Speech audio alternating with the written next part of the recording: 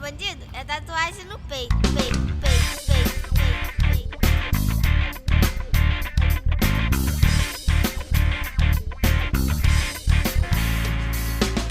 Pariu filho nessa luta, se dinheiro, caráter, conduta. No morro todos têm conceito, mulher de bandido é tatuagem no peito. Quem pariu filho nessa luta, se dinheiro, caráter, conduta. No morro todos têm conceito, mulher de bandido é tatuagem. Salve o dia de Cosme Damião, tiro pro alto, guerra, rego, é comemoração. Se liga, mão de onça, fica muito afoito, não. Tá vendo ali no canto, irmão, onde tá endoído. Que pariu filho nesta luta, sem dinheiro, caráter, conduta. Lá no morro todos têm conceito, mulher de bandido é tatuagem no peito. Que pariu filho nesta luta, sem dinheiro, caráter, conduta. Fala comigo, favela, no barraco, tá no ar. Salve o dia de Cosme Damião. Fala comigo, favela, no barraco, tá no ar. Terceira temporada pegando fogo e a gente aqui com essa gente preta maravilhosa. Vamos que vamos. É uma satisfação imensa e inenarrável estar recebendo essa galera. Gerson Saldanha, grande Gersão, e minha querida Duda Nascimento, cria da CDA. É uma satisfação ter descoberto isso também. Uma jornalista que saiu da nossa comunidade e hoje está despontando diversas outras coisas e trazendo tanta coisa legal nos canais que ela faz aí o trabalho dela. Vamos começar aí essa nossa entrevista. Cara, muito obrigado pela presença de vocês.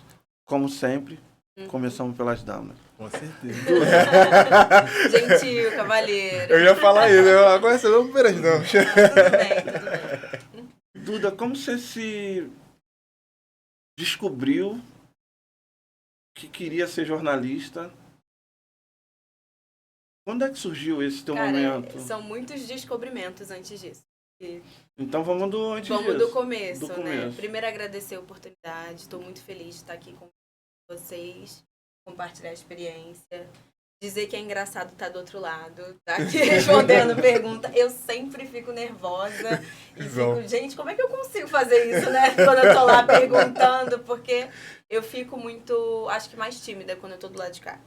Então, agradecer a oportunidade, dizer que eu acredito no seu projeto, acho que tem muito aí para acrescentar, muita gente bacana já passou por aqui, então acho que é uma honra para mim também estar aqui compartilhando isso com vocês.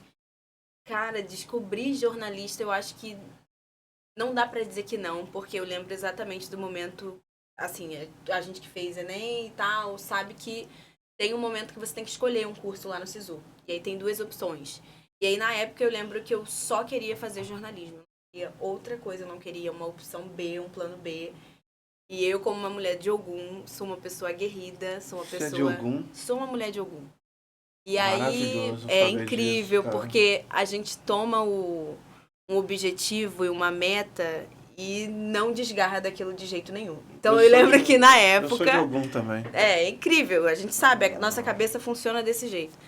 E aí eu não sabia ainda que eu era filha de Ogum naquele momento, mas foi parte dessa minha trajetória. Mas eu escolho ser jornalista porque eu me descobri negra. Então tem algo antes disso aí. E eu só sou jornalista porque eu me descobri negra.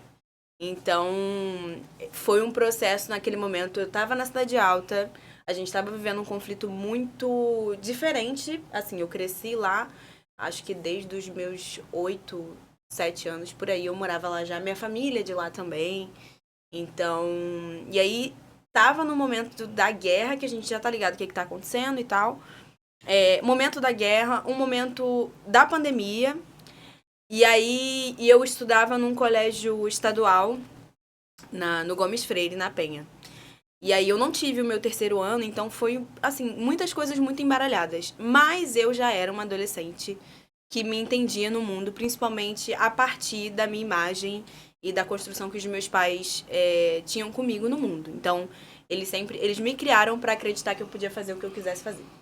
Com certeza com você também deve ter sido assim, Foi. ter uma criação que te possibilita escolher coisas, né? E eu queria escolher falar pro mundo quem eu era. Eu queria falar sobre minha determinação, especificamente sendo uma menina negra naquele momento, né? Saindo da adolescência e tal. Então eu acho que por aí, eu queria uma profissão ou uma carreira, ou um lugar que me possibilitasse escrever o meu nome abaixo do meu trabalho. Então, isso aqui sou eu que estou dizendo, é a Maria Eduarda Nascimento. Então, era isso, eu lembro que é exatamente isso que eu pensava. Eu queria que as minhas ideias e o meu trabalho no mundo tivesse a minha identidade, que era ser uma menina negra também. Não posso deixar de dizer que na minha família eu tenho uma influência na comunicação. Meu pai trabalha com comunicação há mais de 30 anos, com tudo quanto é tipo de coisa, então já tinha contato com isso aqui, microfone, câmera, edição, tudo isso, mas não exatamente no âmbito de operar. Eu queria mais mesmo era me colocar nesse lugar de poder falar sobre o que eu acho e como eu acho, de que maneira eu acho. Então, acho que o jornalismo vai por aí. Mas a gente pode desenvolvendo esse melhor daqui pra frente. Mas acho que é por aí, é por esse lugar aí. Bem legal. Gerson é rapper, influencer, internacionalista. Yeah, Pô, pretão internacionalista, calma aí. Você ganha destaque quando você começa a cobrir os eventos bem badalados do Rio de Janeiro, né? Uhum, O Baile da Vogue, por exemplo, e o Prêmio Multishow. uhum. Mas você, em algum momento, se viu com o microfone na mão entrevistando essa galera? Rapaz, não. Não mesmo, tá ligado? Tipo assim, sabe aquela criança que... Aquela criança que tá ali, que nasceu, tá crescendo, mas você sabe que ela tem um viés artístico, ela tem uma parada comunicativa, mas você não sabe bem pra qual parte daquela comunicação aquele cara vai. Então, esse era eu. E aí, tipo, a Duda falou essa coisa dos pais, e eu faço dela minhas palavras também, porque minha mãe que tá ali foi uma das primeiras pessoas que identificou essa parada em mim. Falou, cara, tu tem um rolê meio artístico, é uma parada meio... Só que... Tipo, sempre fica tudo muito aberto, né? A gente sabe que a gente tem um dom ali, mas a gente sabe que a gente já cantou alguma vez aqui, na igreja, no karaokê, sei lá onde. Sabe que a gente apresentou trabalho na escola, na faculdade. A gente tem muitos dons, nós como população preta, a gente tem muitos dons artísticos, muitas coisas de comunicação que a gente, pô, que vem da periferia, a gente já cresce com essa parada, tá ligado? E aí meio que a gente não sabe como é que a gente lida com isso. Aí teve um dia que eu trabalho pra Trace Brasil também, sou repórter lá também. E aí teve um dia que me levaram... Você ainda é repórter da Trace, Sim, né? sim, eu sim. vejo você cobrindo Pô, em qualquer evento, mano. Eu procuro o Gerson lá que ele vai estar, tá ligado? Mano, vai, evento, Legal. qualquer coisa. Eu procuro o Gerson. Eu crente que ele ia falar assim, qualquer evento, Dom, pode me ligar que eu te coloco lá. Pô, me liga, Não, também. Pode me ligar, mas se tu brotar em um evento e falar assim, ó, cara, eu tô sentindo que o Gerson tá aqui, eu estarei lá. Meu Deus do céu. Tá em todos. Tô em Então todos, você é um dos comunicadores, repórteres da Trace fixos ali. Sim, Todo sim. evento que eles estão cobrindo, o que eles estão fazendo, você tá lá. Isso, mais pra rede social, entendeu? Aí esse do Baile da Vogue foi isso. A gente, inicialmente, a gente só ia colocar o microfone assim e a pessoa ia falar. Aí, irmão, eu vi o Amaury Júnior, tá ligado? Aquele repórter. E ele, tipo, ele meio que tava fazendo isso, só que ele atravessou a barreirinha e ficou conversando com os artistas. Eu falei, eu vou fazer isso também. Só que eu vou fazer com os artistas pretos. E aí apareceu o Léo Santana. Eu, qual é, Léo Santana? Vem aqui, fala um pouquinho com a gente. Aí ele falou. Falei, beleza, deu certo, eu vou fazer com todo mundo. Apareceu o Thelminha, falei com a Thelminha. Apareceu o PA, falei com o PA. Apareceu a ginasta. A que ganhou agora. Fugiu o nome dela agora, que a... Ah, meu querido, você fugiu o nome dela agora. Ela que foi, ela falou, ela chegou batendo nas minhas costas assim. Cara, ela continua, tá legal. E aí começou a aparecer a galera preta, eu comecei a entrevistar. E aí a partir daí eu virei um cara também do microfone, também entrevistador. Igual a Duda falou, tipo, a gente tá sempre nessa posição de entrevistar, mas quando vira assim, né, e a gente é o entrevistado, a gente, sei lá, mano, dá uma vergonha, mas... Mano, é uma coisa muito legal que hoje em dia eu não me vejo mais sem ter essa função. Tá ligado? De entrevistar, de perguntar também pra galera. Que da hora. Duda, além de comunicadora, você é pesquisadora. E eu vejo nos teus rolês, principalmente pelo Instagram, as coisas que você posta, que você é uma pesquisadora assídua do mundo negro, do mundo preto. isso também vem da tua família ou você falou pra gente ainda agora sobre se descobrir uma mulher preta. E ao se descobrir essa mulher preta, você começa a desbravar esse universo para se entender mais ainda como mulher preta, da onde você vem, das suas origens. Com certeza.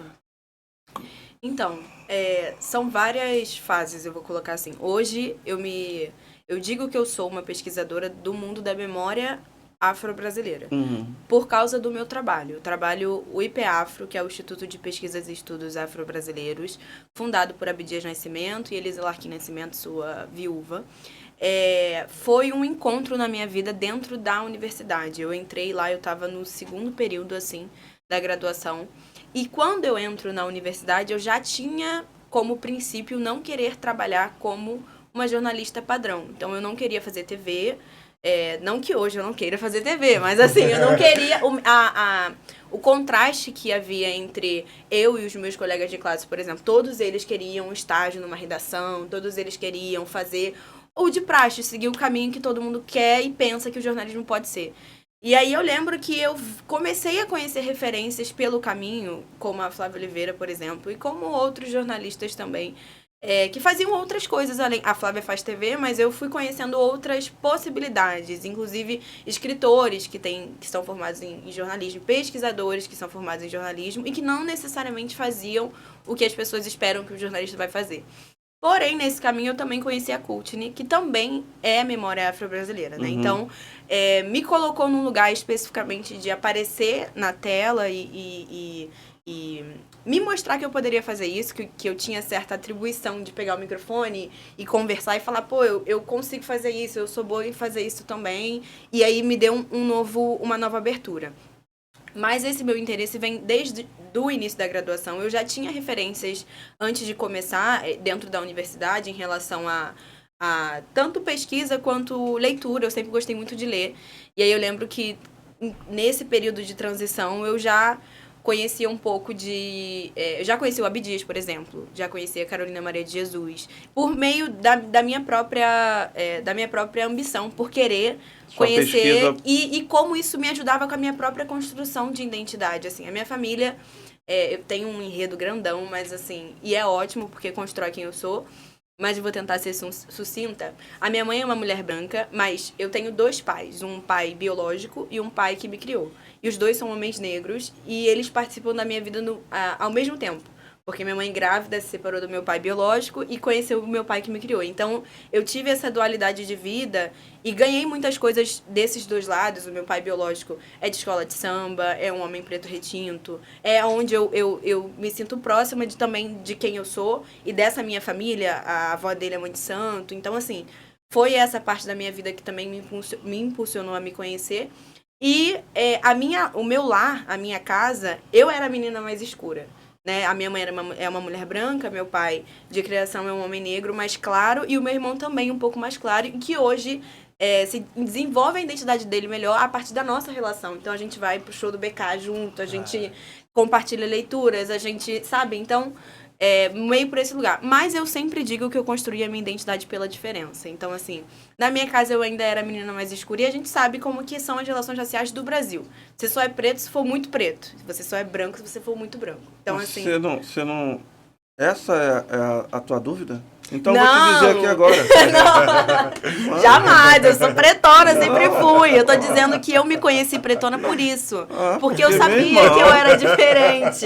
Com por todo esse respeito, lugar. Gente, vocês estão vendo daí, uma das pretas mais lindas, uma das jornalistas que está se promovendo mais lindas da nossa cena hoje. Não, eu me soube preta porque eu sabia que eu era diferente. Então, meu cabelo era diferente, a minha pele era mais escura, apesar de uma passabilidade muito grande. Eu não tenho cabelo crespo, eu não tenho fenótipos mais perto de ser uma mulher retinta, né? Eu sei que eu tenho essa questão da mistura, mas isso construiu uma diferença pra mim. Então, quanto mais eu me aproximava de referências pretas, tanto na leitura quanto no meu trabalho, isso me projetava pro mundo, mais eu me conhecia. Então, mais eu queria abrir meu cabelo, mais eu queria botar trança, mais eu queria estar em rolés. Eu gosto muito de samba, então eu tô dentro do ambiente do mundo do samba, da cena do samba o tempo inteiro. Isso eu sei, porque o aniversário da Pretinha foi na Mangueira. Caraca, você tá de Eu você. sempre tô dentro Lá no do Bar da samba. Manga, né? Bar da Manga. No Mangabá. Mangabá, pô. Lá no Mangabá. Eu tô sempre... Porque isso é o que me move, assim, é autoestima, é diversão, é você olhar pro nosso passado e como o Rio de Janeiro, enfim, a cultura do samba tá intrínseca em tudo. Mas o meu trabalho com o IPAFRO também me impulsiona e ele me forma. Então, eu sou uma jornalista formada pela UFRJ, etc., mas eu sou uma jornalista formada pelo IPAFRO e pela memória afro-brasileira. Então, entrar dentro daquela instituição e ter contato direto com o acervo de memória negra brasileira, né? A gente está falando do movimento negro brasileiro dos anos 80, do que foi o Abdias como intelectual, que foi um jornalista, que é a minha pesquisa, inclusive, a atuação dele como jornalista, e como isso significa, por exemplo, para pessoas que vão entrar na universidade e vão ver lá ele como referência, como um dos maiores intelectuais do Brasil, ele foi um jornalista e essa história precisa ser resgatada. Sim. Então, como essa conexão com acervo e memória me tornou a jornalista que eu sempre quis ser, que é fora desse quadrado onde nem cabe padrão, mesmo a gente. Se você for olhar para pesquisas e dados, a maior parte das redações do Brasil não tem mulheres negras no comando. Então, assim, é difícil. Tem lugares que a gente tem que ocupar? Tem. Mas tem lugares que são difíceis de acessar. É uma realidade. Então, o que eu penso em fazer hoje é comunicar a partir da minha identidade, que isso é possível. É possível você se comunicar da maneira que... Fazer o jornalismo profissional a partir de quem você é. E é o que o jornalismo faz há muitos anos. O jornalismo é branco, a gente precisa saber dizer e falar que existe uma identidade dentro do jornalismo que é branca. Então, a gente vai fazer o jornalismo com a nossa identidade. Entendeu? Então, é por esse caminho aí. Irado. Acho que é isso. Sobre. Acho que é por aí. Quando a gente se depara com uma pessoa tão intelectualizada e certa do que quer, né? Eu fico impactado. Não, isso aí maravilhoso. Obrigada. Eu tive a satisfação dela me entrevistar no lançamento do meu livro, né? É verdade, é verdade. Eu já tinha um apreço muito grande pelo trabalho que ela vem fazendo. Aí descobri que ela é cria da Cidade Alta e está trilhando esse caminho maravilhoso. A gente tem muita coisa para fazer junto ainda. É isso aí. Calma que a gente tem muita coisa para fazer. Nego, você cobriu há um tempo atrás uma treta que tá gerando... Agora ainda bateu mais forte, né? Porque agora acho que a dor bateu lá no fundo, né? Eu não acompanhei essa treta, eu descobri isso agora. Que treta, isso? Gente, que treta? Do Drake com Kendrick Lamar. Ah, sim! Incrível, gente! Kendrick já ganhou isso há muito tempo. Né? Mas eu vou te atualizar agora, mano. Porque esse negócio de diz, essas coisas, eu não... Eu sou rapper, eu sou músico também, mas eu nunca me meti nessas coisas de diz, né? Eu sou muito underground, então os coroa não se metem nessas paradas. Cara... E isso foi um divisor de água dentro do teu YouTube, onde te trouxe uma visibilidade e notoriedade já um pouco maior do que você vinha buscando com o teu trabalho. Foi. Mas fala pra gente realmente o que treta é essa, filho? Cara, te colocou nesse lugar. Pô, o que acontece? Cara, eu já sou youtuber, vai fazer 10 anos agora em 2026, 9 anos esse ano. Porque quando eu tava na faculdade, quando eu fazia RI aqui nessa Estácio aqui da Uruguaiana, eu ganhei uma bolsa pra estudar nos Estados Unidos. Relações Internacionais. Ele é preto internacional. Já tá no sangue o RI, né? E aí eu ganhei uma bolsa pra estudar nos Estados Unidos, pra fazer intercâmbio lá, em Seattle, na Evergreen State College, que é, tipo, lá quase no Canadá. E aí eu fiquei 3 semanas lá. Quando eu voltei, a galera falou, cara, olha só, porra, maneiro que você ganhou uma bolsa e tal. E eu ganhei através de um concurso de redação, moleque. Eu era barbeiro do quartel, aí, pô, na hora do intervalo eu fui escrever a redação, fui lá e ganhei. E aí, quando eu tava lá nos Estados Unidos, a galera falou, cara, pô, tu se comunica bem e tal, não sei o quê. Pô, começa a fazer palestra em escola pra você poder falar sobre suas histórias de intercâmbio. E aí eu fazia palestras, falava, e uma diretora de uma escola que eu fui, ela falou assim, cria um canal no YouTube. Eu falei, qual é? Eu tenho vergonha, não gosto de aparecer na câmera. Aí criei o canal. O canal até ficou ok, porque eu falava sobre como ganhar bolsa de estudos nos Estados Unidos, na Inglaterra, em países africanos. Assiste são meus vídeos underground. Já antiga. Aí, tipo, foi muito top. Aí veio a pandemia e aí o canal deu uma caída, porque ninguém tava conseguindo fazer intercâmbio, não tinha mais bolsa, não tinha nada. E aí eu comecei a falar sobre filmes, séries, eu entrei mais pro lado do entretenimento, que é uma parada que eu sempre curti. Só que nunca teve muito hype, nunca teve muita visibilidade, assim, tá ligado? Porque muita gente falando sobre esse nicho.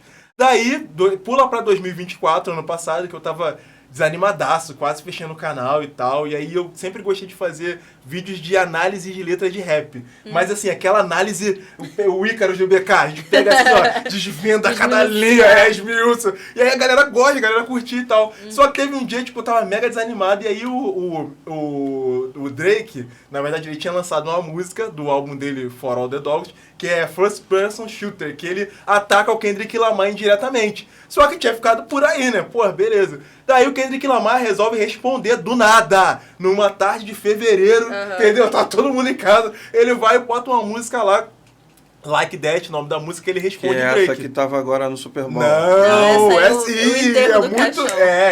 essa música aí foi o... Tipo assim, era o Drake meio que... indo pra UTI, vamos botar assim. Tá ligado? A primeira música. Aí o Drake vai e responde o Kendrick Lamar na Push Ups, na música que ele vai e ataca. Tipo, eu já tô pulando já, porque teve uma indiretinha aqui, outra ali, outra aqui e tal. Mas as letras, as indiretas em forma de diz foram essa. Foi Like That, depois o Drake veio com Push Ups um pouco mais na frente. Que aí é quando o Kendrick Lamar tava meio que já cagando pro Drake, né? E aí ele foi e atacou a família dele, atacou a mulher dele, do Kendrick Lamar, que é o Whitney, que ele no meio da música ele fala assim, pô, eu tô pique... O nome da mulher dele é Whitney? O nome da mulher do Kendrick Lamar é Whitney. Ele fala assim, então eu vou embora dessa treta, tipo assim, então eu vou embora dessa treta igual a Whitney fez com o Guarda-Costa, fazendo uma piada da Whitney Houston, cantora do filme Guarda-Costa, mas querendo dizer que a mulher do Drake, do Kendrick, chifrava ele com o Guarda-Costa, entendeu? E aí, o Kendrick fica bolado. Aí começa de vez mesmo a brincadeira. E aí troca disso pra cá, troca disso pra lá, troca disso... Então isso já rola há um tempão. Foi desde, tipo, março, abril do ano passado, tá ligado? Aí eles estão trocando essas gírias. Estão trocando farpa. Só que aí a giripoca pia mesmo, quando, pô, eu lembro que foi o dia do show da Madonna, tá ligado? Esse dia aí que eu não parei quieto. Aqui no Brasil? O dia do show da Madonna aqui no Brasil. Porque o que aconteceu? Foi nesse sábado que o Drake soltou uma diss, tipo, 7 horas da noite. E o Kendrick respondeu 8, tá ligado? Depois o Drake respondeu 9. Mas e depois, como assim, mano? Como é que eles arrumam base? Como é que eles arrumam... Eles têm estúdio em casa, mas tipo assim, um lançava e o outro lançava em papo de 1 hora, assim, mais ou menos de... E eu analisando todas as letras, criando vídeos de tipo meia hora. E tu sabe que pra fazer um vídeo não é rápido, entendeu? Não é. Aí eu lembro que eu postava um vídeo, aí o pessoal, coitado do Gerson, ele não sabe que o Kendrick acabou de responder. Aí eu ia lá e olhava, analisava, gravava o vídeo, isso tudo na noite do show da Madonna. Eu lembro que, tipo, eu não dormi naquele dia. E aí a última música foi essa aí, Not Like Us. Só que aí essa foi o enterro. Quando o Kendrick lançou essa aí, o Drake meio que parou. Tá ligado? Aí ele falou, opa, peraí, essa música aqui... Que aí nessa música ele chama o cara de pedofile, que eu não vou falar porque senão vai cair. Ele xinga o Drake de tudo quanto é coisa, diz que ele pegou novinha, que ele fez um monte de coisa. E aí a música acaba que vira um hit, tá ligado? E aí todo mundo começa a... Cara, tipo assim... A música é muito boa. A música é top, a música é top. Eu acabei de entrar no Instagram agora, vi que o pessoal tá fazendo trend de novo. Sim, a tipo, música é quase um ano depois, o pessoal fazendo trend com essa música. E, tipo, aqui no Brasil, só a galera mesmo que conhece mesmo o rap lá de fora, que dá uma acompanhada, que realmente ouviu de verdade essa música. Mas lá nos Estados Unidos, cara, ela virou uma febre. Tanto é que no Grammy, ela tocou, que o Kendrick ganhou 5 Grammys com essa música. Inclusive, tipo, as duas categorias, 2 das 4 principais, né? Que é gravação do ano e canção do ano. Cara, tinha que ver os artistas dançando a música assim, ó, de tão hypada que ficou essa música lá, tá ligado? E aí, tipo, essa cobertura em tempo real que eu fiz dessa treta das Giz, mudou a história do meu canal, mano. Mudou, porque a galera, tipo, tudo que aconteceu, pessoal, vamos lá ver o que o Gerson tá falando. E, mano, tipo, pô, teve o Super Bowl agora, a minha inbox tá lotada até agora, cara. Toda hora o pessoal descobre alguma coisa. Fala, olha, tu viu aqui que teve uma hora que ele fez isso. Faz um outro vídeo comentando isso, faz um vídeo. Esse show do Super Bowl foi bem direcionado, parece que foi bem direcionado pro Drake. Isso, é. Do começo ao fim. Não, assim, mais ou menos, porque o que acontece?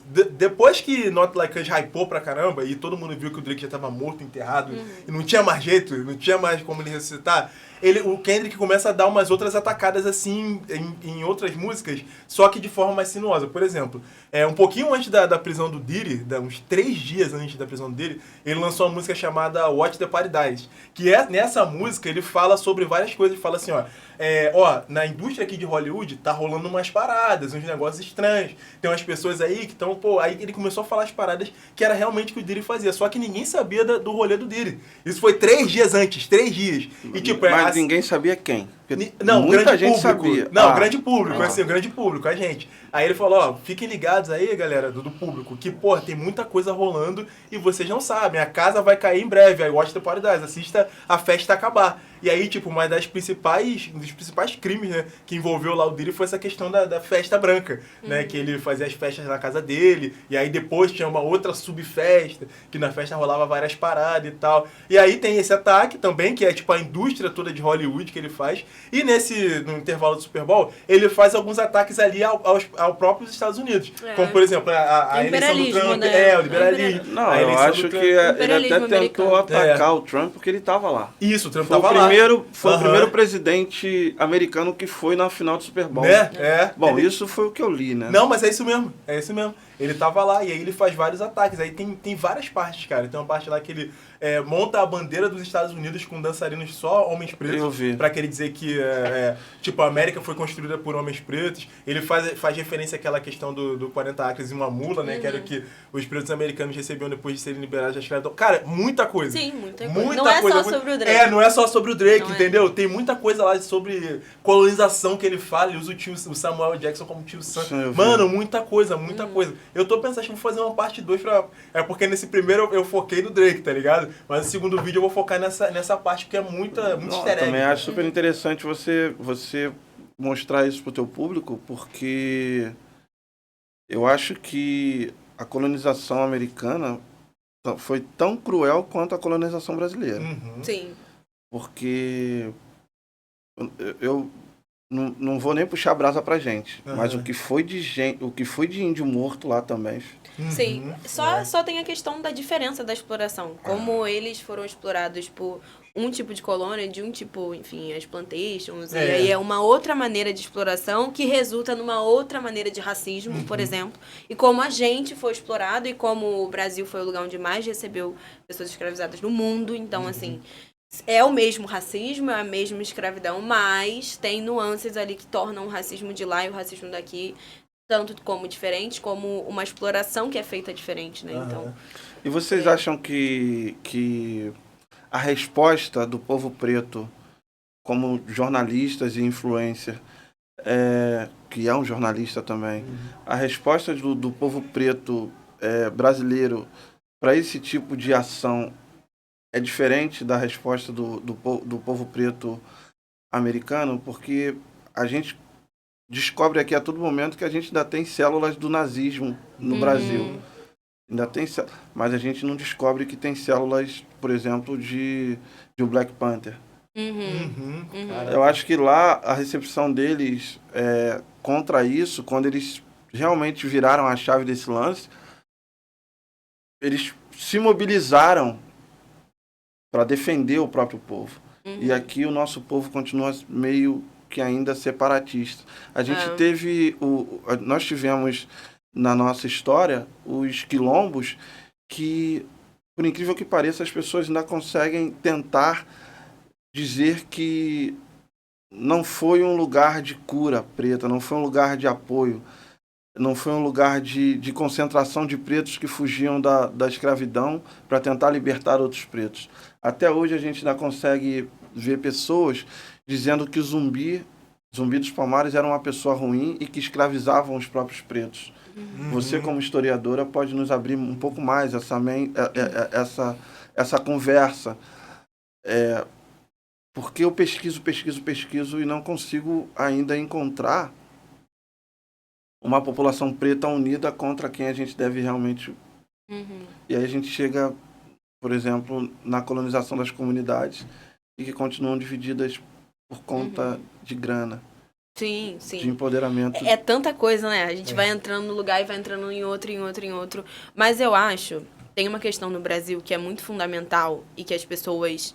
Que é uma coisa que a Abdias falou muito e é um dos percursores dessa questão da denúncia, mas não só ele, como todo o movimento negro brasileiro, que é a democracia racial. O Brasil não se entende. O Brasil, na verdade, tentou criar uma identidade para si próprio que não fosse negra. Então, durante muito... E tentou, assim, fortemente, com leis para extinguir a população negra brasileira. Então, assim, começa daí. E aí, a gente vai falar dos anos 30, 40, que é um lugar que diz, olha, não, o Brasil é uma harmonia. Aqui todo mundo é igual.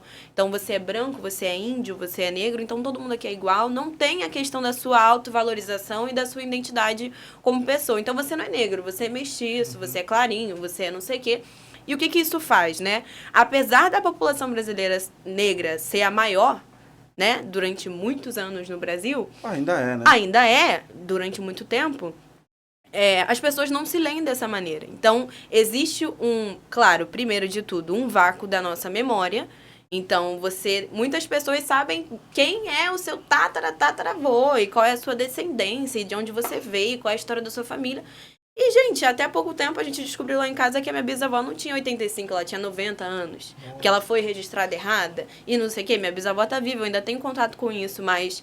Sabe, um exemplo de como a gente tem isso roubado e, né? 95 anos ela pegou... Não, desculpa.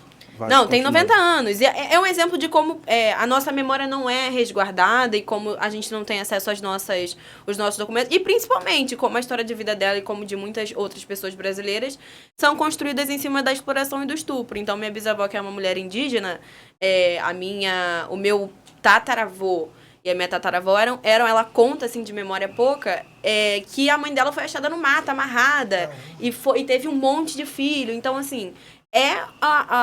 o resquício do estupro que forma o Brasil, né? E aí essa mestiçagem, que não tem nada a ver com o não racismo, né? Que é o que se pregou durante muitos anos pela academia, pela TV, que não botava gente lá, pelos livros, por tudo. O racismo não se extingue por causa da mestiçagem. A mestiçagem é a prova de que o Brasil... é fundado em cima da nossa violência, principalmente violência de mulheres negras. Então, a gente começa por esse lugar da identidade do Brasil que... Gente, assim, esses dias... Eu viajei para Belém esses dias, já conheci outros lugares e não tem nada mais bonito do que o Brasil. A maneira como a gente se manifesta, as danças, a cultura, a religiosidade, como as religiões de matriz africana são a sustentação da nossa formação social, como elas seguram ali aquele resquício de identidade africana na resistência mesmo e vão levando isso através de anos e gerações. Então, qual é a dificuldade do Brasil se ver um país negro, sendo de maioria preta? Assim, a gente pensa por esse lado também. E eu acho que, contemporaneamente, você falou da parada do nazismo, o Brasil passa por um processo muito intenso de fundamentalismo religioso, que não é só a questão da religião.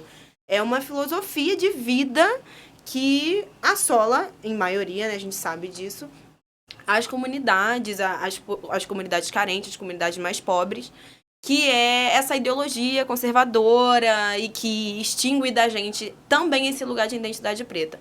Primordialmente, essa diferença entre os Estados Unidos e o Brasil, acho que tem muito a ver também com a quantidade de população. Lá eles estão bem em menor número, as pessoas negras, então estão sempre mais concentradas, estão sempre mais organizadas, eu poderia dizer assim. O Brasil é organizado, o movimento negro brasileiro é organizado, mas eu digo que eles estão em quantidades menores e passaram por um processo de revolução diferente. Eu acho que também tem muito isso, a gente tem uma especificidade muito grande.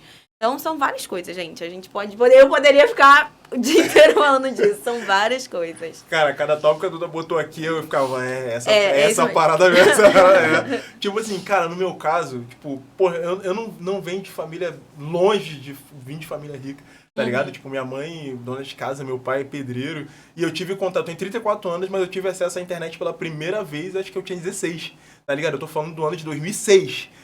Cara, então, de 1990, quando eu nasci, até 2006, eu via poucas pessoas pretas na televisão. E era basicamente onde eu ficava concentrado, tá ligado? Tipo, eu tava na escola, que eu já estudava em escola pública, e via aquela nossa galera, e depois eu ia pra casa ver televisão, porque era o que dava pra fazer, o que, entendeu? O que tinha, não tinha essa acessibilidade de informação que os adolescentes hoje em dia têm, as crianças, enfim. E aí, cara, o meu grande rolê foi que eu tinha muita dificuldade de ver pessoas pretas na televisão.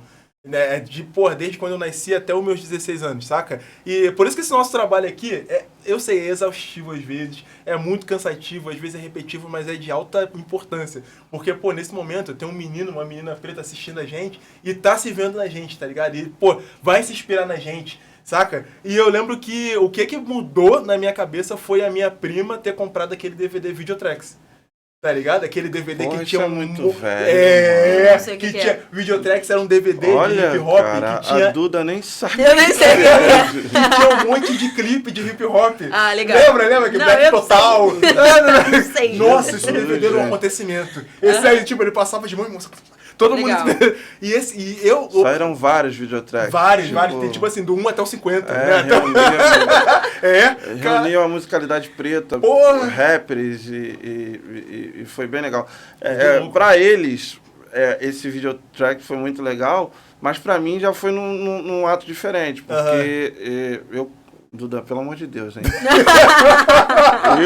Aí eu vou me sentir mais velho do que eu já sou. Falando Não sério. fala mais nada. Da época do basquete, da Band. Não. Ah, tá. Eu vou falar da MTV, né, cara? Não, MTV eu conheço, calma aí também.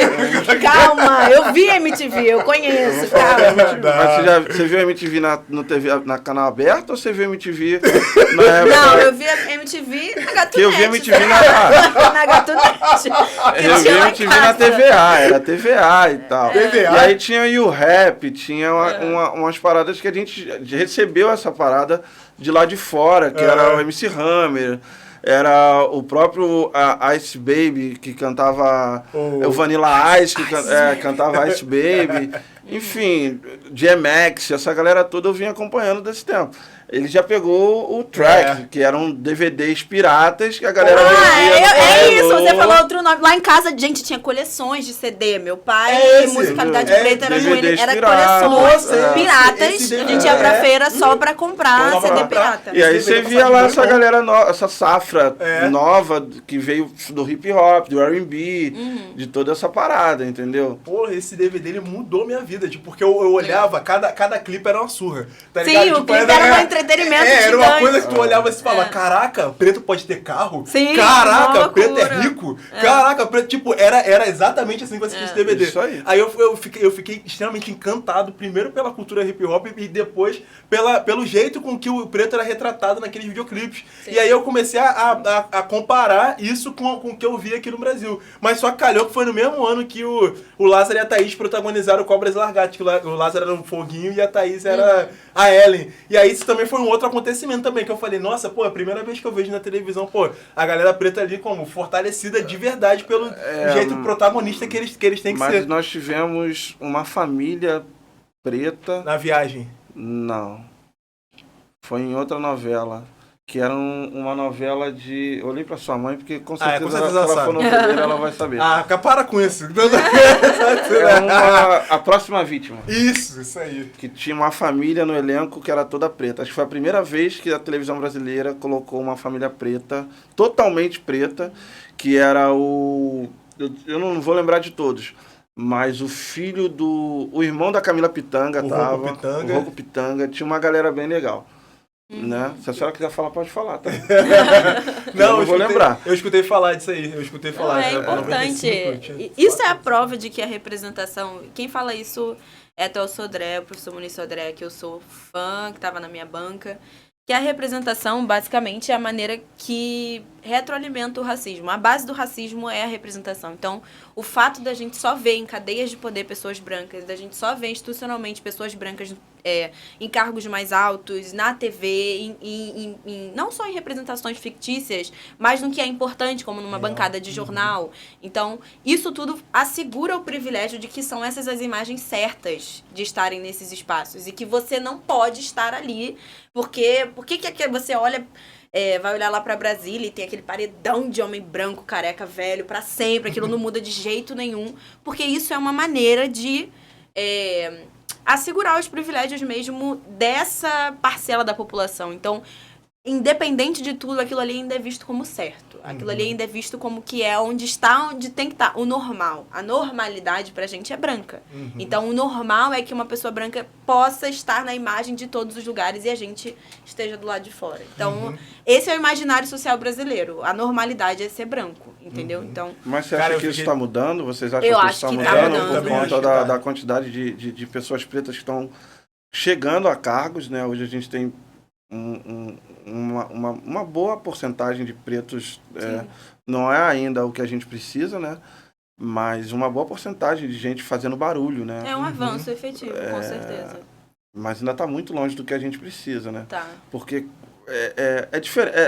Eu volto sempre na educação, né? Eu acho que vocês vão concordar comigo. Na minha época, a gente tinha contabilidade na escola, a gente tinha moral e cívica, a gente aprendia a ser cidadão, né? Na época de vocês, esse privilégio acabou. Então as pessoas tinham algumas coisas, a gente tinha contabilidade.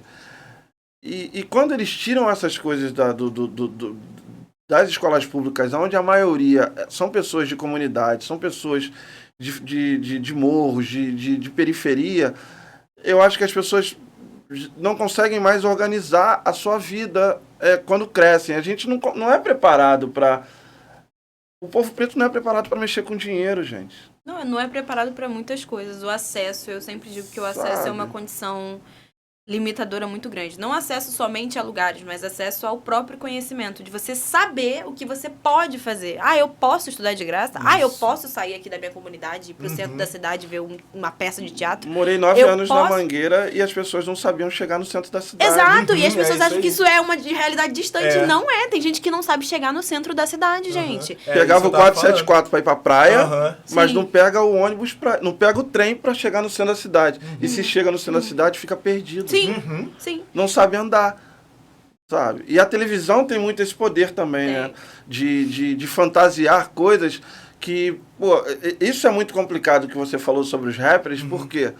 Porque, por exemplo, o cara pobre, uma preta pobre, que quer usar uma lace, por exemplo, quando chega pra gente aqui, é um custo de um salário mínimo, sacou?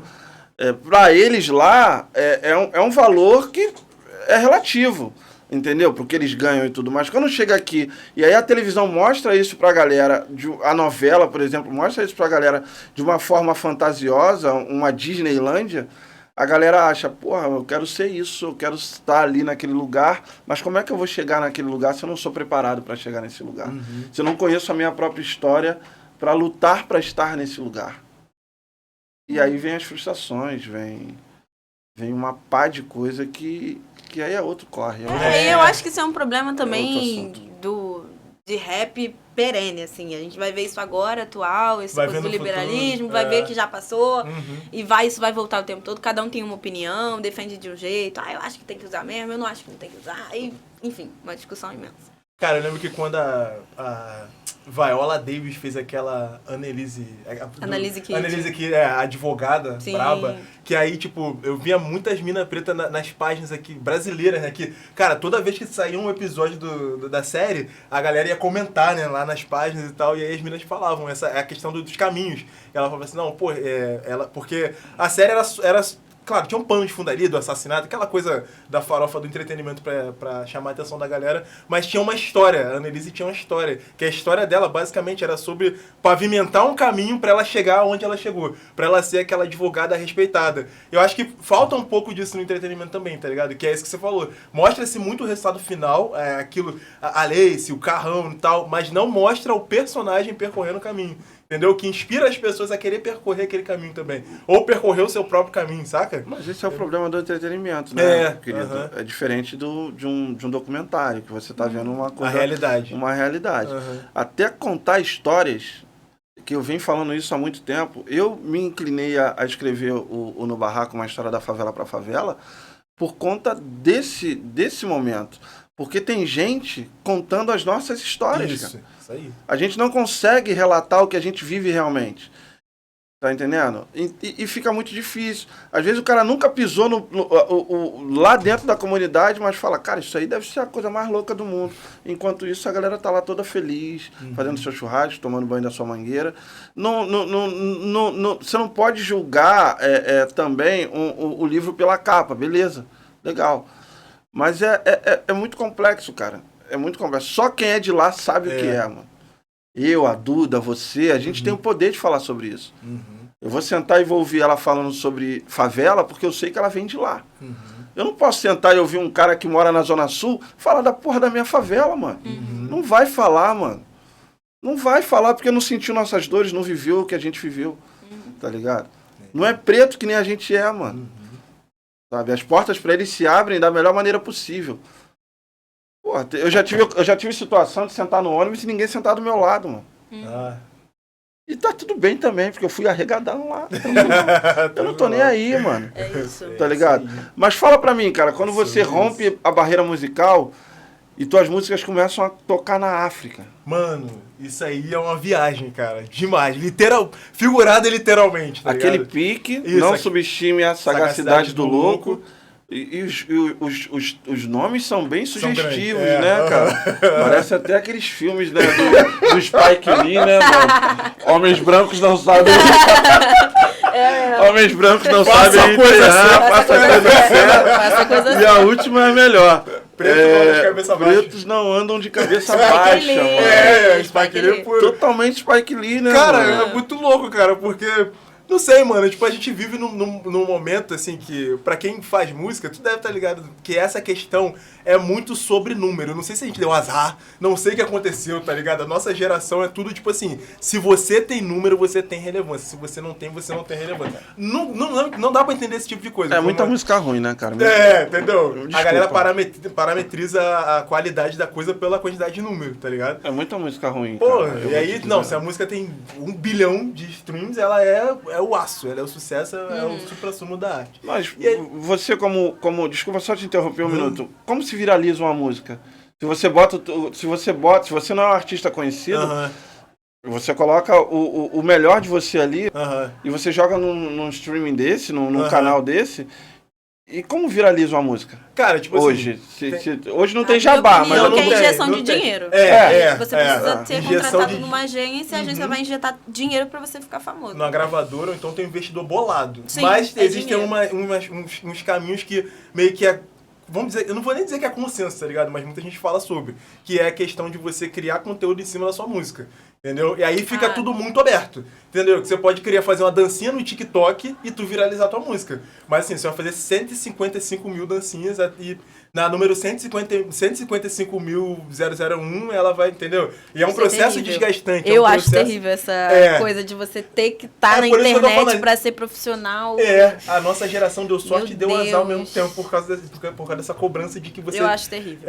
Entendeu? É brabo. Aí, que cada um arruma o seu jeito de se divulgar. E aí, né, nesses meus vídeos aí sobre o Drake e o Kendrick, eu falei, cara, eu não sei o que eu faço mais pra divulgar essa música. Não sei mais o que eu faço pra poder falar, pra saber que eu tenho música, enfim. Todos os meus vídeos eu começava falando, olha, o nosso, como é que fala? O call to action, né? A chamada pra ação comum. Fala, pessoal, meu nome é Jess, se inscreve no canal, deixa o like, ativa as notificações. E aí, galera, vocês estão ligados que o Pike também é rap. Eu acabei de lançar uma música chamada Preto Não Anda de Cabeça Baixa. E aí, todos os vídeos eu falava isso ficou na cabeça do povo.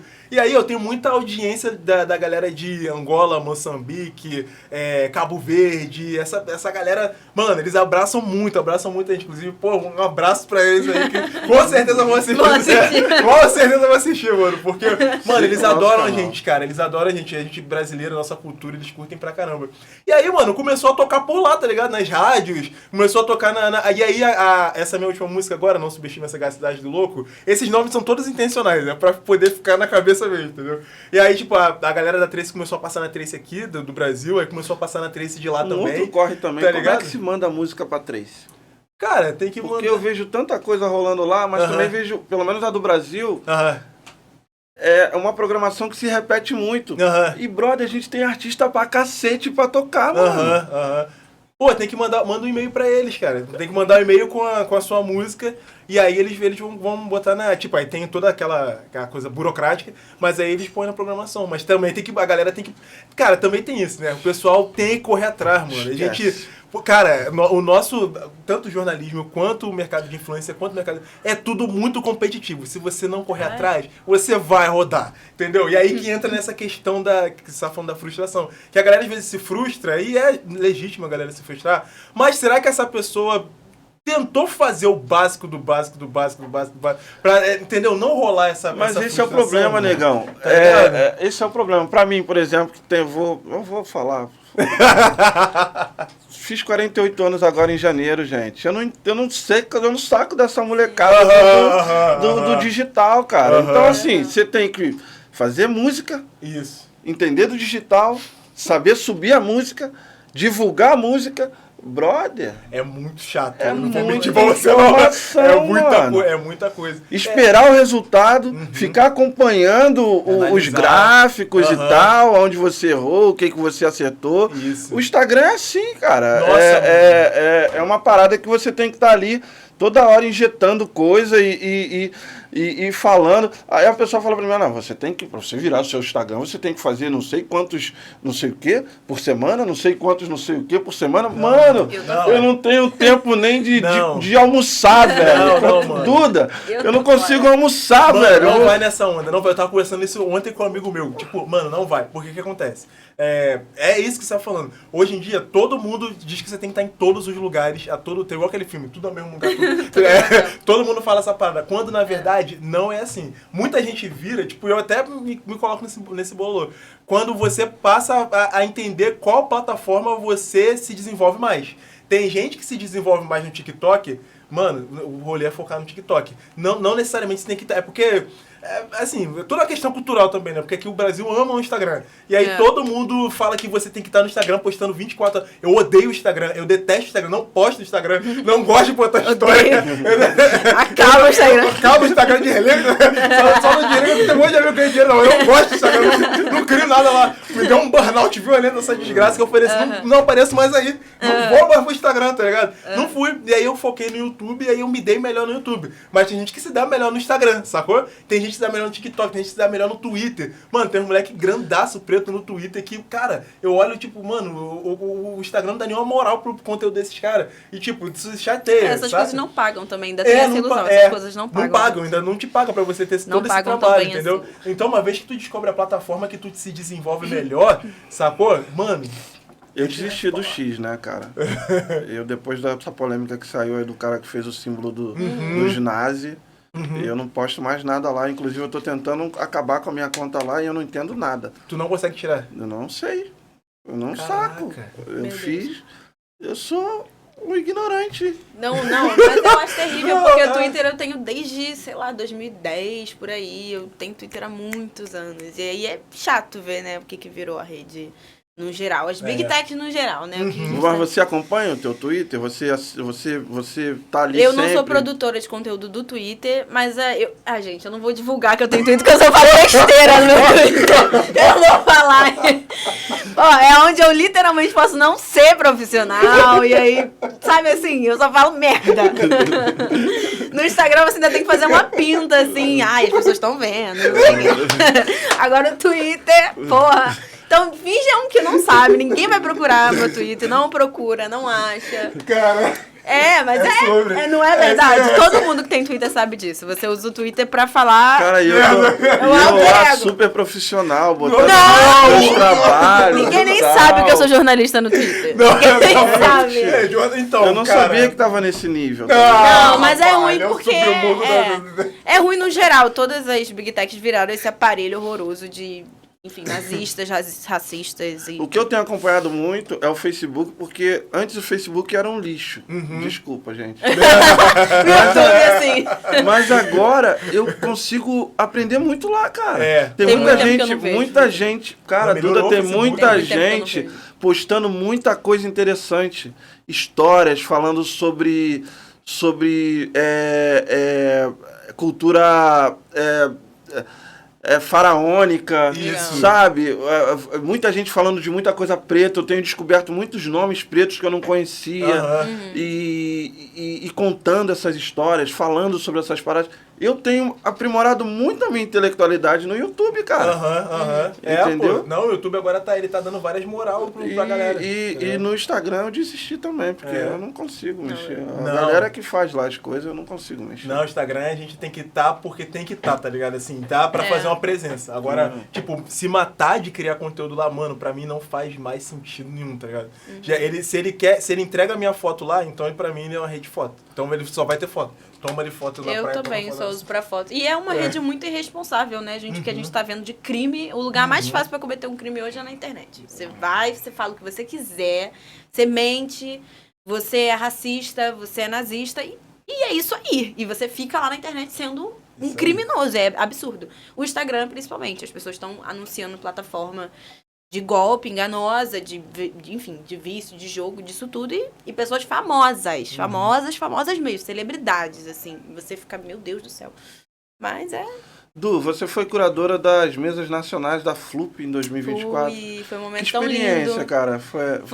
Conta um pouquinho dessa experiência, porque o nosso tempo tá acabando, mas Tá. eu preciso saber muito sobre isso. Cara, então, foi uma experiência linda. Eu fui convidada pela FLUP no ano passado para ser curadora das mesas nacionais. E aí foi uma FLUP com uma ligação internacional, né? Então teve uma curadora internacional e uma curadora nacional, que fui eu.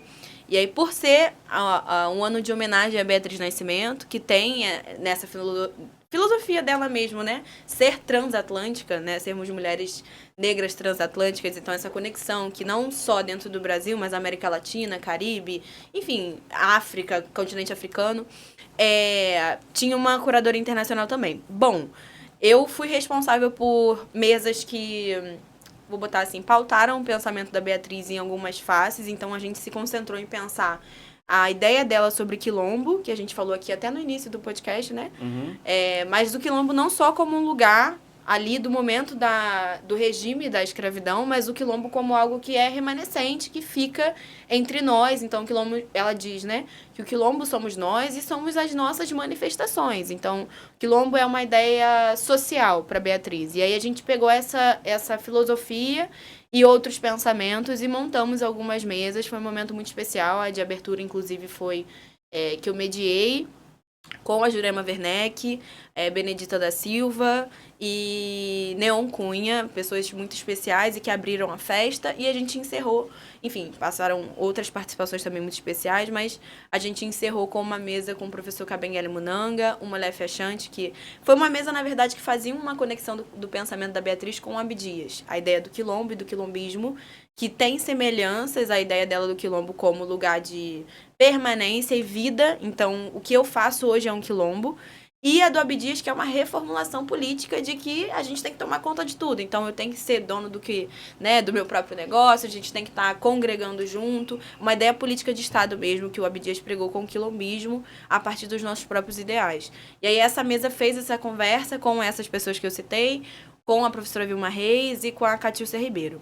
Foi lindo, acho que foi um momento, assim, muito... Só de você falar, cara, Foi coisa bem de legal, maluco, foi um momento só ápice, nome assim, pesado, só gente... da minha trajetória no geral.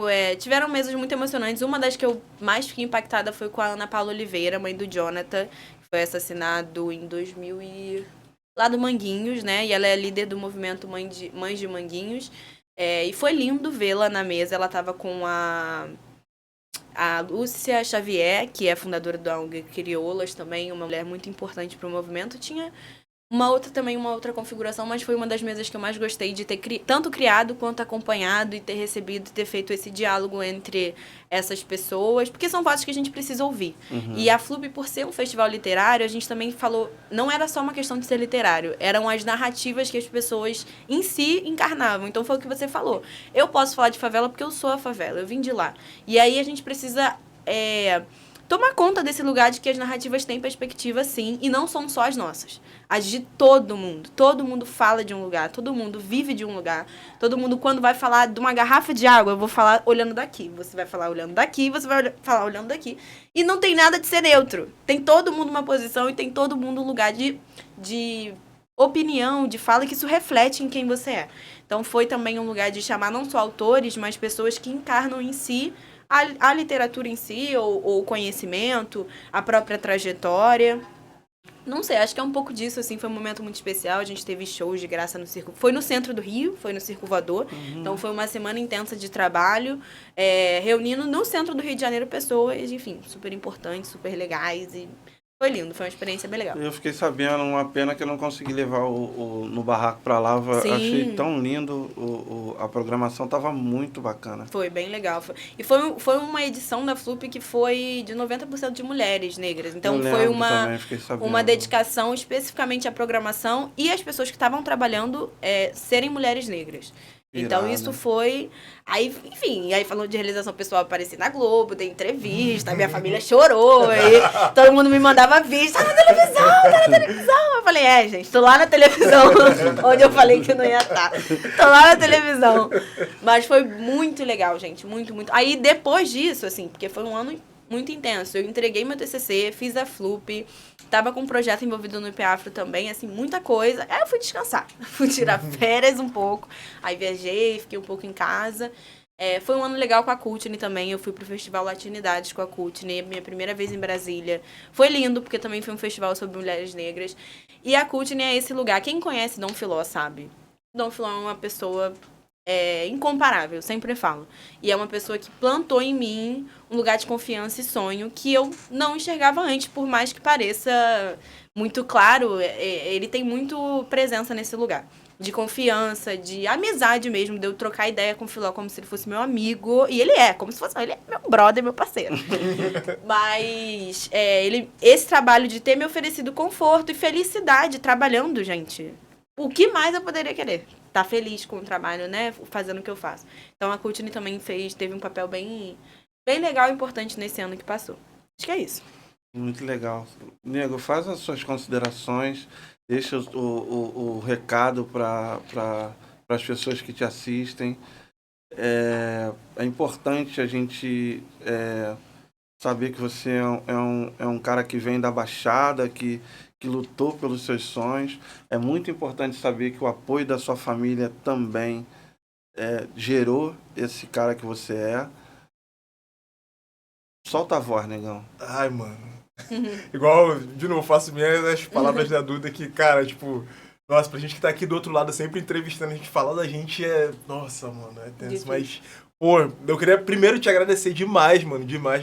Que desde o evento lá do Amara para os Fortes, mano, eu passei a acompanhar teu trampo, assim, mano, loucamente real, tá ligado? Fico feliz. Porra, que isso, cara, tu é brabo, pô, lançamento do livro, todo esse projeto aqui, pô, é uma honra de verdade, mano. Tá aqui, de verdade. A gente vai fazer mais coisas juntos. Vamos, mano, vamos. Inclusive, depois quando acabar, a gente vai ter que conversar, porque, pô, mano, tu é brabo demais. E, cara, do mais... Não sei se eu pudesse deixar um recado pra tua audiência e pra tua galera que, cara, assim, mano, eu vim de um 2024 que, sei lá, mano, até 1º de janeiro, até 31 de dezembro de 2023 eu era uma pessoa, mas parece que virou um ano passado, eu virei uma outra pessoa, assim, mentalmente falando, eu vi uma maturidade que eu não sei de onde fui, tá ligado? Isso foi a idade, mas eu passei a dar valor à minha trajetória, tá ligado? Eu acho que a gente, como pessoas pretas, a gente o mundo, ele vem o tempo todo tentando te desqualificar, te desmerecer, e aí chega uma hora que, sei lá, você começa a internalizar aquilo e você começa a duvidar de si mesmo, entendeu? Só que tem uma hora que você tem aquele clique que tu fala assim, não, peraí, cara, eu já estive nesse lugar, eu já fiz isso, eu já ajudei isso, já fiz aquilo outro, e você começa a se valorizar por causa disso. E quando você começa a se valorizar, as pessoas começam a te julgar por você se valorizar, falar que, pô, você não é lá essas coisas, pô, tá se achando, pô, não sei o quê. Então, cara, se eu pudesse deixar um recado pra tua comunidade, pra tua audiência, meu irmão, se ame, se goste, se valorize e dê um valor do caramba à sua trajetória, porque, meu irmão, aonde você tá, se você tá vivo hoje, se você tá respirando, se você tá falando, se você tá trabalhando, se tá com a sua família, enfim, cara, tem todo um rolê que você teve que fazer pra você chegar até aí, então isso tem que ser valorizado. Essa é a primeira parada. A outra, cara, é que, pô, me sigam lá no meu canal do YouTube, Gerson Saldanha, Entendeu? Vai aparecer o teu nome. Pô, me segue também lá no meu Instagram, né? Entendeu? @G3RS, Eita, vocês vão ver conteúdo lá? Não! Não vai ter nada lá. Não, mas vez ou outra eu no crossfit ou na academia, entendeu? E essas paradas assim. E, pô, breve vai sair o meu primeiro álbum aí. Estou gravando. Mais um convite que eu vou te fazer. Pô. Assim, na verdade, já posso te fazer esse convite. Tu vai entrar em contato com a gente, vai falar com o nosso querido Clay Soul, que cuida da nossa rádio, e a tua música, as suas músicas de Spike Lee vão subir na nossa rádio, no barraco, no Dial, cara. Caraca, vamos que subir legal. essas músicas lá, que honra. cara. Tô Vamos trabalhando há subir isso um lá. ano nesse álbum, mano. Pô, uma mistura de trap com rock, com samba, com um monte de coisa. Vamos e tá subir. muito legal, na moral. Vamos subir essa música lá, porque como o mestre fala, o nosso querido Filó, e, cara, a gente tem que estar juntos. Nós precisamos estar juntos, nós precisamos nos ajudar. Não é, eu não tô te fazendo nenhum favor, mano. Não tô te fazendo aqui nenhum favor. Eu tô valorizando a arte que você é. Coisa que eu queria que fizessem por mim lá atrás, sabe? E eu tive que lutar pra caramba pra ser reconhecido. E pra mim também tá tudo tranquilo, mano. Sabe? Porque eu acho que a gente trilha a estrada que a gente carrega o peso que Jesus Cristo, que Deus nos dá. Isso, sabe? E eu confio muito na minha ancestralidade, confio muito no que eu carrego, tá? E hoje, com a fundação da Nós por Nós, que tem 20 anos hoje, é sobre isso. A Nós por Nós é sobre isso, sabe? É sobre apoiar as pessoas, os pretos, a comunidade que está ali para fazer e que não tem voz. Não estou dizendo que você não tem a voz, você está no Trace.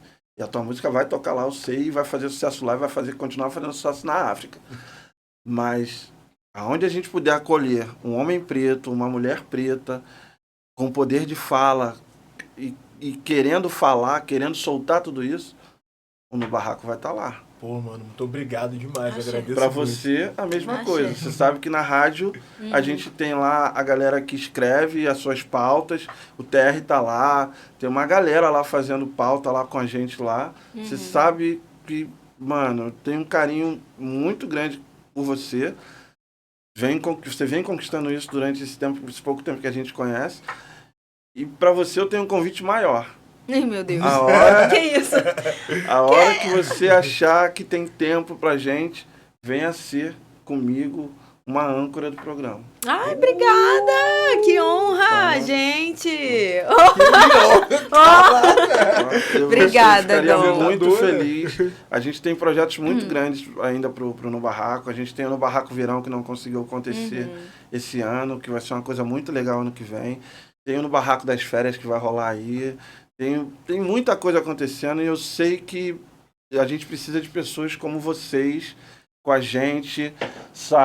Porque isso não é meu, cara. Isso não é mais meu. Quando você joga pro universo, você sabe que aquilo ali não é mais meu, cara. Eu tô aqui fazendo papel e uma hora eu vou ter que passar o bastão para alguém e vou ter que fazer coisas para estar trazendo aqui. Eu preciso de pessoas como vocês, sabe? Trabalhando com a gente, fazendo essa cultura virar, dando voz à nossa comunidade, sabe? E em pessoas como vocês, eu sei que eu posso levantar dessa cadeira e sei que esse lugar aqui vai estar ocupado da melhor maneira possível. Eu não sei quanto tempo eu vou viver ainda, sabe? Mas sei que enquanto eu estiver aqui, eu vou fazer o melhor pelo nosso povo. Achei. Tamo junto? Tamo junto Uma sempre. cara. Satisfação. É enorme ter vocês aqui, cara. De Obrigada. verdade. Foi uma Eu das que entrevistas agradeço. mais fodas que eu já fiz em todas essas temporadas que a gente tem. Ó, fico muito feliz. Nossa, cara. Fico muito Cara, feliz, poxa, Dom. que- Obrigada. Ouvir essa Pô, menina que com isso. tão pouco tempo de vida e acumulando tanta coisa, Experiência, né? sabe? Caraca. E você, com essa luta que você tem na tua vida e que vem conquistando dia após dia o teu público, porque é isso, né, cara? É um dia depois do outro, um dia de cada vez, e a gente vai vivendo. É Isso isso. aí, mano. Super Porra. importante. E a gente só faz porque tem outras pessoas que fizeram antes da gente pra eu poder hoje saber caminhar e ter apoio, porque pessoas como você fazem isso hoje, pessoas que vieram antes de mim me trilharam esse caminho. Então é sempre importante dizer que não sou nenhuma excepcionalidade, eu sou fruto do que vocês acreditam, pessoas que vieram Exatamente. antes de mim. E é aquela coisa que a gente tá falando da inspiração, né? Tipo, pô, você, o Filó, que a gente tá todo mundo falando. Mano, são inspirações pra gente, são inspirações de verdade. Eu achei um arquivo, mano, de coisas antigas do Filó. Eu fiquei chocado, de verdade. Mano, várias Você viu a conversas que a gente reportagem? teve Você viu a entrevista dele? Aqui No podcast? Não, não Eu assisti não assisti não tudo, assisti mas não. eu assisti um pedaço. Vai assisti no não. YouTube e ouve a história do cara. Mano, Não, a história do Caraca, Filó eu escuto o Ouve tempo. a É muito história. bom lidar com pessoas que são produtoras de memória, porque é quase uma fofoca. Quando o Filó senta pra contar uma história, É surreal. é cara. fofoca. Não, e ele tá envolvido na parada toda. Eu tava fazendo a pesquisa Eu tive a pro meu- satisfação de estar entrevistando esse cara, mano. E assim, mano, uma outra mais foda que eu já tive. Aham. Porque ele vem destrinchando toda uma trajetória, sabe? É surreal, mano. Brabo. Só Pô, quem eu tava viu. fazendo a pesquisa pro meu álbum e tava pesquisando o Cassiano, né? Aquele cantor antigo, Cassiano. Tipo, um maluco, pô, famosão dos anos 70 e tal. Aí, tipo, não sei o que, Filó. Aí, cara, entrevista com o Cassiano. Aí eu falei, pô, o Filó tá aqui, não, show. Aí depois eu fui procurar uma outra parada, um sample. Filó. Aí, tipo, achei um programa que o Filó apresentava nos outros, tipo, Filó correndo na praia. Eu vou mandar pra você, não. Muito legal, Mas, né? meu Deus! Eu falei, aí eu mandei mensagem pra ele, eu falei, que isso, Filó? Pô, você já era a lenda, já. Já era uma muita lenda. história. Pô, Legal. entendeu? Tem E a gente gente, é isso que- que ela falou, a gente tá aqui por causa de vocês, cara. É sobre isso. Gente, eu queria agradecer a Imperium, que tá aí patrocinando a nossa temporada. Queria agradecer a Ground também, a cerveja artesanal de Campo Grande. Conheçam a Ground. Vão conhecer a Ground, vão procurar sobre a Kombucha Império, que é um produto que vem mudando a vida saudável das pessoas. Queria agradecer a Chancole Brasil, né, que é a marca que me veste. Comprem o livro, gente. Para essa bênção aqui virar filme, virar série, virar espetáculo teatral. Tem a canequinha também, tá? Vem ajudar o programa a se manter, para a gente poder trazer sempre essas pessoas maravilhosas para vocês. Tamo junto, nós por nós. Um beijo no coração de vocês, cara. Muito obrigado por estarem presentes. Fala comigo, favela, no barraco. Tá no ar.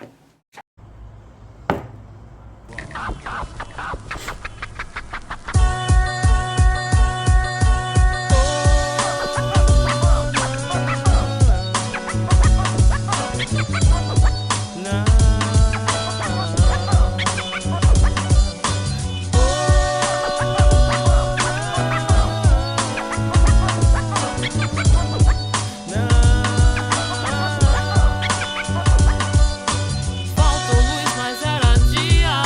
O sol invadiu a sala. Fez da TV um espelho, refletindo o que a gente esquecia. Faltou luz, mas era dia. Dia. Faltou luz, mas era dia. Dia. Tiro, porrada e bomba, negou. O morro desce ao asfalto, clima de revolução. Só mais um corpo velado, décadas já se passaram. E o pique é mesmo região. É só mais sangue, barato, merchan pra televisão. Desgraça vem de jornal, só combustível pro mal. Já não importa se é preto, branquinho, índios. Essa mistura de raças é só a merda que deu nesse meu solo de guerras que um dia alguém prometeu. Aonde moleque